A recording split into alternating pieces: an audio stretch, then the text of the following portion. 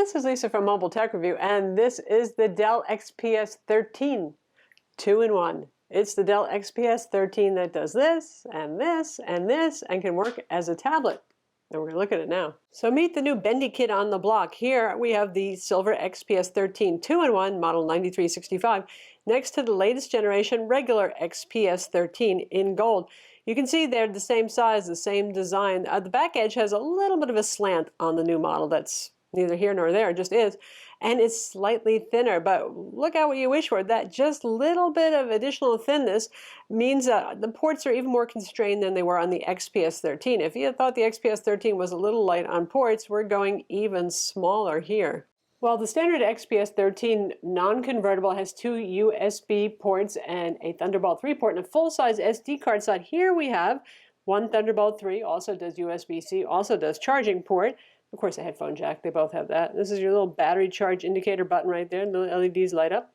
And on this side, we have a micro SD card slot, not room for a full-size SD card slot. So if you're using a smartphone that typically has a micro SD card, I guess you're in luck there. Otherwise, well, yeah.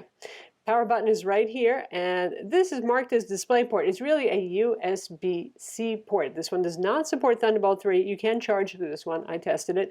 So I think they're giving you the hint that you can use this for display out, be it HDMI or DisplayPort or what have you. Now, of course, you can use adapters with this. You get a USB-C to USB standard connector in the box, thank goodness. So you don't have to look around and say, how do I plug my mouse in? Now I got to go to the store. You don't have to.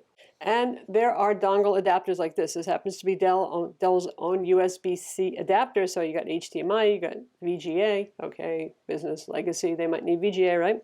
Ethernet and a regular USB 3.0 port. Of course, there are all sorts of adapters on the market, and Dell makes a Thunderbolt dock as well, so you can use all of those things to expand it. But obviously, just that little bit of thinning has constrained the ports even more than on regular XPS 13. So we've seen what you give up in ports. There's a little bit of constraint there, but it's also pretty forward-thinking since you have Thunderbolt 3 and USB-C ports both there. The XPS 13 2-in-1 is about $100 more than the regular XPS 13, and you figure, okay, that's fair. They got to make those convertible hinges. Those cost a little bit more and all that sort of thing. But the drawback is here, instead of using the usual Intel Core i5 and i7 U-series 15-watt Ultrabook CPUs that are standard on the XPS 13, the Spectre X360, the ThinkPad X1 Yoga, all those competition there, we're moving down to the Intel Core M family. Now, Intel has renamed that as the Core Y. Worse yet, they call it the Core i5-Y and the Core i7-Y. So people are going to get very confused here. So this is the lower power, around 5-6 watt consumption CPU with a much lower base clock speed, 1.3 gigahertz for our Core i7-Y75 CPU. But the thing about the Core M that made it pretty bearable, actually, and certainly way better than the Intel Atom of old, is the fact that it has a very high turbo boost or boost speed. So on our model here, it can go up to 3.6 gigahertz. But the catch is it only stays there for really, really fleeting moments of time. Just that little extra oomph you need occasionally to make something happen quicker. So Dell has worked because it does have a configurable consumption for wattage there to keep it in boost mode for longer periods of time. So it feels a little snappier than your usual Intel Core M Ultrabook or tablet or convertible, which is where those CPUs are usually used. But they can only do so much of that. So yeah, it's snappier than the usual Core M, but it doesn't feel as fast as the regular XPS 13.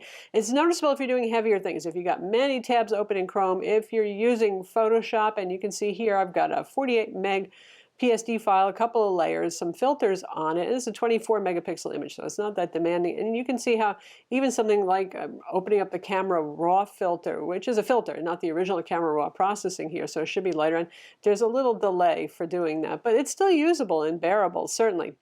Obviously, the target audience is going to be slightly different as a result, though. For those of you who are buying this as your only machine, your main machine for school, if you're doing this, buying it for engineering, stuff like that, demanding stuff like that, you know, you're probably going to want the full Core i5, i7 U series, and of course, some of you are even going to need the 45-watt quad cores out there if you're doing heavy-duty engineering, later coursework kind of stuff. Laptops available with 8 or 16 gigs of low-powered DDR3 RAM and a variety of PCIe SSDs, M.2 form factor, and that's accessible. We'll show you the internals. Only the very base model of this has a regular M2 SATA interface instead of the PCIe. So that means pretty good speed there. And the model that we have, which has the Core i7Y 1.3 gigahertz CPU, 8 gigs of RAM, a 256 gig PCIe SSD, and the 1080p display is $12.99. Not cheap Cheetos exactly. You got to add $100 to get what I would call the Wise Buy. That upgrades you to 16 gigs of RAM and a 256 gig SSD. So that's room to grow, and so you're not going to hit the ceiling there if you're doing a heavy-duty multitasking kind of thing. No matter what, you're getting Intel 8265 Wi-Fi AC, not the killer brand Wi-Fi that's used on the non-convertible XPS models. It's been pretty good for us. I did see a drop connection once or twice, but it's usually driver growing pains, and I expect that that won't be a continuing problem. Okay, so once you remove the bottom cover, which has Torx T5 screws around the edges, and under the service tag door, that lone Phillips head screw because, well, Dell's a little cruel there, aren't they? You have to have two kinds of screwdrivers. Here's what's inside. Kind of reminds me of a 12-inch MacBook, and that is the battery is most everything here. There's not a lot to service, but we just have a cool, interesting heatsink design here. Notice there's no fans. There's actually not even any ventilation space on the underside of the lid or anything like that, but you got your CPU area under here, and this is the M2 SSD, which has its own little copper heatsink, which is a good idea because PCIe SSDs get hot. And again, there's no ventilation in here. The RAM is soldered on. Here's your Wi-Fi card that's actually soldered onto the motherboard too. Those are the two little wireless connectors there. So there you have it. That's what's inside. Now, as I said, there's no fan noise because the Intel Core Y family CPU doesn't need a fan. There's also no vents like anywhere. That's a little bit, shall we say, ballsy of Dell to do that. If it's working hard, if it's doing big Windows updates, if you're pushing it hard in Photoshop or editing a video for a period of time, it gets downright hot right in this area over here. Nowhere else, just right over here. So clearly, even though it's a lower power CPU, given the fact that it has only passive cooling and no vents or anything like that, this area is going to get toasty. If you're just streaming Netflix, it's not going to. If you're just working in Word or web browsing, not a problem there. The other thing with Dell, and you know, they're not the only manufacturer who sometimes has coil whine, which is little capacitors that can go. Some people can hear it more than others. Some have it more than others. Not all XPSs that we've reviewed have had coil whine. I thought this low power one, maybe we'd hear it less, but when it's plugged in only, I have heard, you can hear it emanating from the keyboard area, sort of like a chattering squirrel in the distance. It's really, really faint, but for those of you who are, you know, bothered by coil whine, you always ask, particularly when it comes to Dells, yeah, it does the chattering squirrel. And the nice part is it doesn't do the mosquito. Because this is such a clone of the XPS 13 non-convertible, besides the fact you get the same keyboard, the same finishes, the same carbon fiber inside, the same Microsoft Precision trackpad, you're also getting the same display options with a kicker. It now supports Wacom AES Active Pen. The pen is sold separately for $50, but either way, if you get the 1080p glossy touchscreen or the QHD Plus 3200 by 1800 sharp IGZO display, it's going to work with the pen. And those are the same display options that we saw in the previous gen XPS 13s. For a while, there was a 1080p glossy touchscreen. There is no matte non-touch because, well, this is a convertible that can be used as a tablet. That just wouldn't make any sense. We have the 1080p panel, and honestly, it's plenty enough resolution for a display this size. I like the way it looks. As ever, between Dell's firmware power management for the display and the nature of these sharp panels, it's hard to measure max brightness because it's constantly really doing an adjustment on that. So we measured 185 nits. It should be about 300. If you get the QHD Plus, Dell claims 400 nits. Our colorimeter just can't really keep up with the constantly changing brightness levels that are happening behind the scenes because it adjusts. If something is super duper bright, it kind of tones it down. So, well, the good part is you're not going to be blinded by it. Experientially, it's a gorgeous looking display, really is. Color's still a little too blue-green, a little too on the cool side. Calibration fixes that pretty well. And just like the regular XPS 13, you get good color gamut on this. You can see the specs that are on screen right now and really excellent black levels and good contrast. So how about that pen? The same Wacom AES pen that you get, like I said, in some recent Lenovo ThinkPad Yogas. It's very capable. I like it. Different from EMR because it is an battery-powered pen. And The regular quadruple A battery goes in here. Ta-da! Which is just like Surface Pro 4 pen. Now you have to actually unscrew this section and put two coin cell batteries in for this little Bluetooth clicker to work, so you can use it to like launch an application, you know, just like Surface Pro 4's pen. For those of you who actually want to buy Dell's brand pen, it's $50. Here it is. This is what it says. Part number PN556W, because I know it can be difficult to find these things. Now, Wacom also sells their own Bamboo for tablet PCs pen, and that one works just as well. So does the ThinkPad pen. And here's the Wacom pen right here. You can buy this many places, and there it is. That works just as well. Now for art, this actually holds up pretty well. It's a lot better than for doing serious photo editing in Photoshop, where we saw even simple filters like the Smart Sharpen take, wow, several seconds. You just watch the little spinning ball going on there. So with this, even with a fairly fat airbrush, and let's see, we're about 144 pixels right now. It's laying on. We're going to give it a blue table here to these pairs I've been drawing. And it's keeping up without too much lag for a fat brush, so that's a good thing. Now let's just go back to something like the pencil. How's it? This is Sketchbook Pro, by the way. This is keeping up pretty well. There's not much lag or latency. And typical of Wacom AES, it's also good in terms of your pen alignment. Lack of parallax there.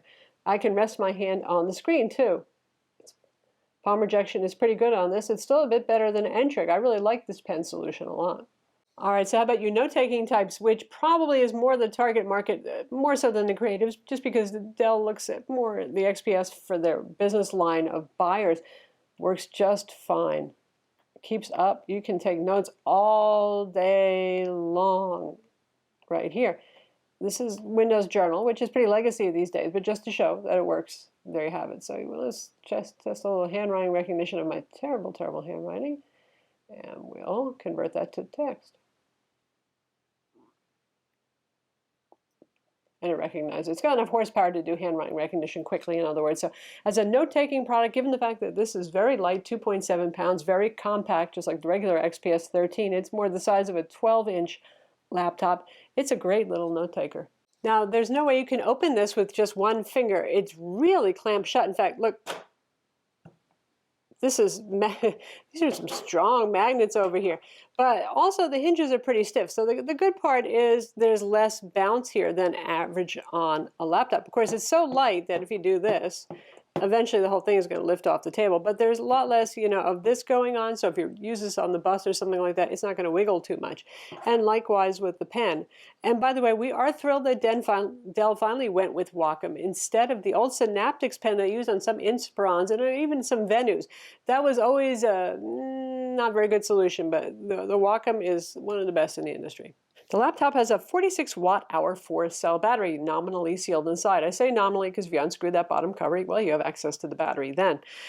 We've been averaging about 8 hours of light to moderate use, you know, not playing games, not doing constant Photoshop or video editing kind of work, just surfing the web, using Word, Excel, those sort of things, streaming some video with 50% brightness on the display and Wi-Fi on and active. That's okay. It's not amazing. So if you thought that Core M was really going to do an amazing job of saving you some battery life here, not so much. So that's the Dell XPS 13 2-in-1, new for 2017. If you love the XPS 13, but you want the flexibility, literally, of a convertible design, well, here it is. Again, the drawback, you get the Core Y CPU, which is the new name for the Core M CPU. So this has less horsepower than a regular XPS 13. Costs $100 more, but you do get eventually Windows Hello. You have a fingerprint scanner for Windows Hello and the camera. That's the part's coming eventually. The fingerprint scanner works today. And you have the ability to use a pen, which certainly makes sense with a convertible more than a traditional laptop, because most of us don't want to use a pen with a traditional laptop. You need something that can get into tablet kind of position. It's a beautiful machine. It has a lot of competition. The HP Spectre X360, for those of you who can go penless, for example. Lenovo Yoga series with the pen, the ThinkPad Yoga. You got the ThinkPad X1 Yoga with a 14-inch display, bigger footprint, less metal and pretty looking, but the same Wacom AES pen. It even competes with the Surface Pro 4 for a very compact, small screen, kind of on-the-go machine. And again, the Surface Pro 4 is available with more powerful CPUs too. So it depends what you need. I'm Lisa from MobileTechReview. Be sure to subscribe to our YouTube channel for more cool tech videos, and thumbs up if you like this review.